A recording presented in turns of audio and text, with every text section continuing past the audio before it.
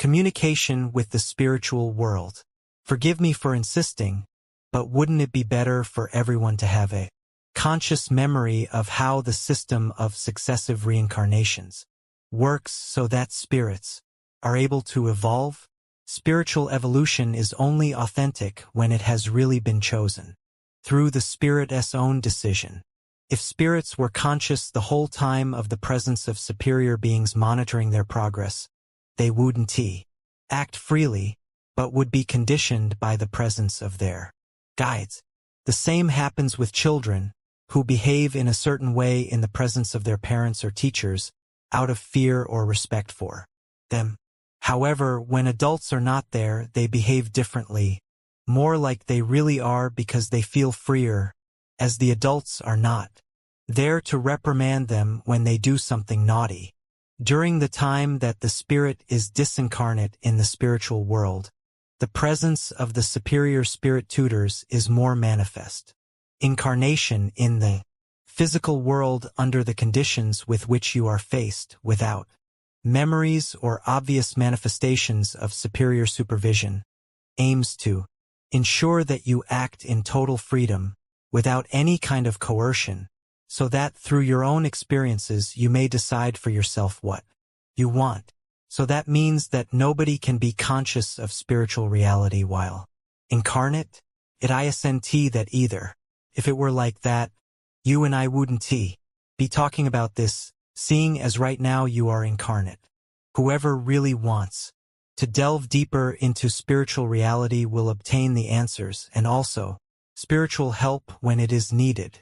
Look at the example within yourself. You have begun to genuinely search and ask yourself fundamental questions and you are receiving answers. But the majority prefer to look the other way.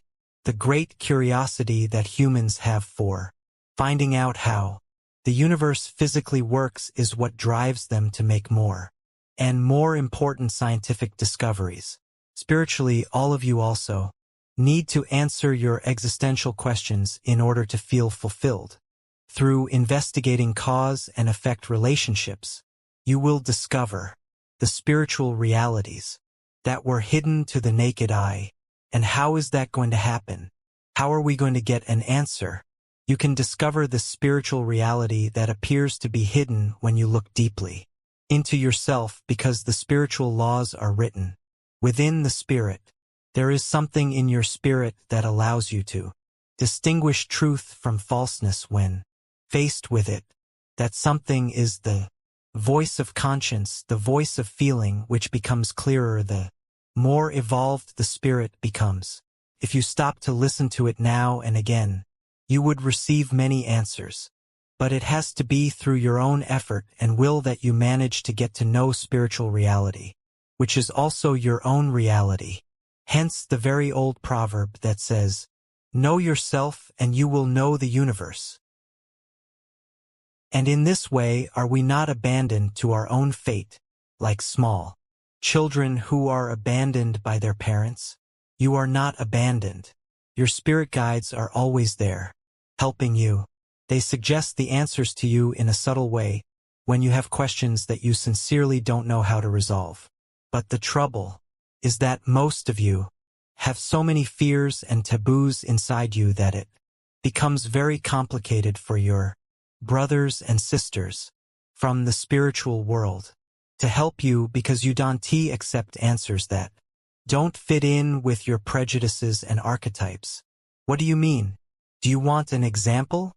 Take your attitude towards death. Nowadays, death is a taboo in Western society.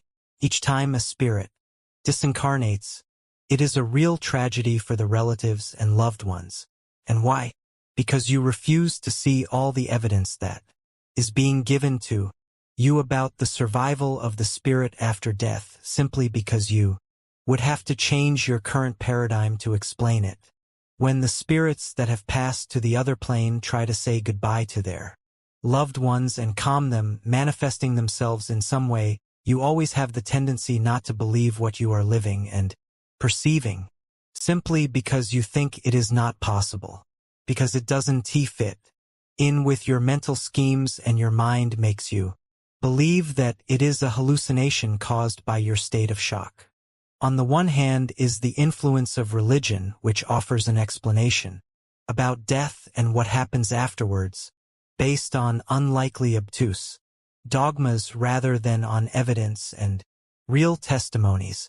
Any kind of contact with the spiritual world not supervised by religious leaders is considered to be pure imagination, or, as happened in other eras, is the work of the devil, causing fear regarding any kind of contact with the beyond. On the other hand, there is materialistic science that only believes in what can be measured with its instruments. It refuses to research this topic seriously, obstructing to the extreme the work of a few brave researchers who have spent a lot of time with the terminally ill and with patients who have lived through near-death experiences and have actually dared to take steps to try and lift the veil. The final result is that the people who are going through that trance and their loved ones feel utterly helpless emotionally because they fail to find a credible explanation or any comforting hope. And what do we have to do to get help from the spiritual world? It is very easy. All you have to do is ask for it.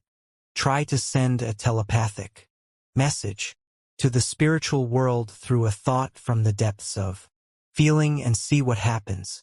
You just have to try to explain what is going on and what you need and ask for help. The spirit guides are there to capture those messages and act accordingly. If you ask for what you want sincerely, from your heart and with the intention of achieving spiritual improvement, have no doubt that you will receive an answer. This is the authentic way of praying, as opposed to repeating a whole load of phrases over and over again praising God, Jesus, or the Virgin that mean nothing to you or to the spiritual world. And how do we make contact with the spiritual guide or guides? In other words, what is the help that comes from the spiritual world like, as I am not aware of ever having contacted a spirit in any kind of way, verbally or visually? You mean until you made contact with me, because I am not incarnate at the moment. But I understand what you mean, as this is not the usual form of contact. The fact that the help you receive is not obvious to you is because this help is given in a very subtle way so that it doesn't interfere with your free will and is only given when you need it and are open to receiving it. The spirit guide communicates with you mentally through the voice of conscience. The other spirits also talk to you mentally and suggest ideas to you depending on the type of concerns that you may have.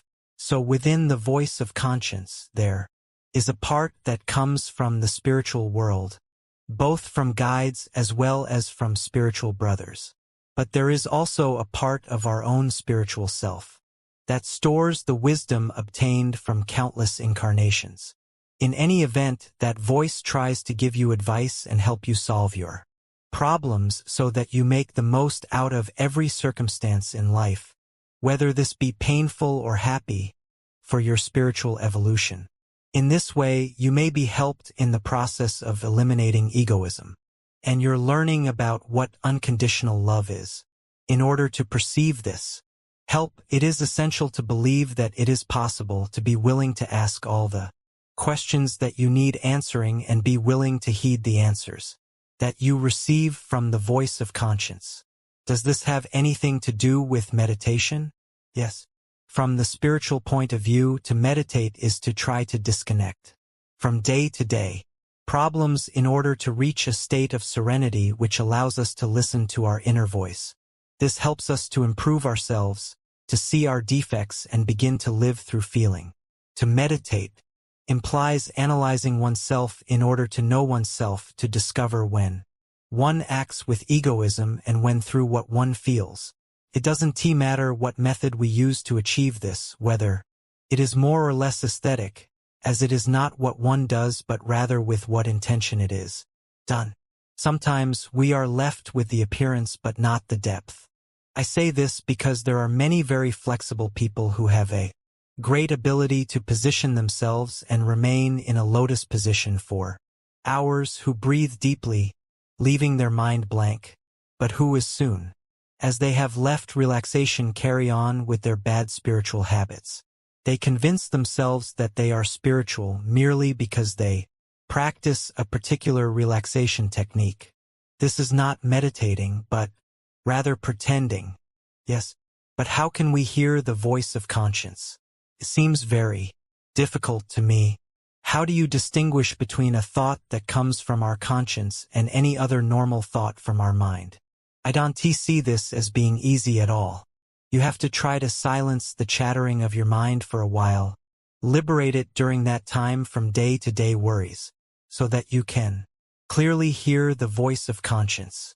Find a moment of tranquility during the day to be with yourselves, to meditate on your wrongdoings and your attitude that day, and then if you do this with sincerity, you will get help to find the answers that you need and be comforted, in order to be able to face your trials with greater strength of mind. The voice of conscience is not complacent. It is not biased. It doesn't lie, and it says things that may disturb our egoism. There are people who have a more open spiritual communication channel because they trust this form of perception and have resolved to improve it. They are able to distinguish between an answer that is the result of their own reflection or an answer given by the spiritual guides, and are able to establish a conscious dialogue with them. And is this the only way we can be helped from the spiritual world? No. You also all receive more direct help during sleep. While the body sleeps, your spirit separates from the physical plane for a few moments and goes up to the spiritual plane. Once there, you meet up with your guides and loved ones who will lend a hand in solving day-to-day problems and give you strength to continue. In other words, you all make astral journeys during the night, although not consciously. Most people don't remember very clearly this contact with the spiritual world during their sleep. Their dreams only appear as vague images and memories which contain within them encrypted spiritual aids that help to see more clearly things that are so hard to see when in a state of vigilance.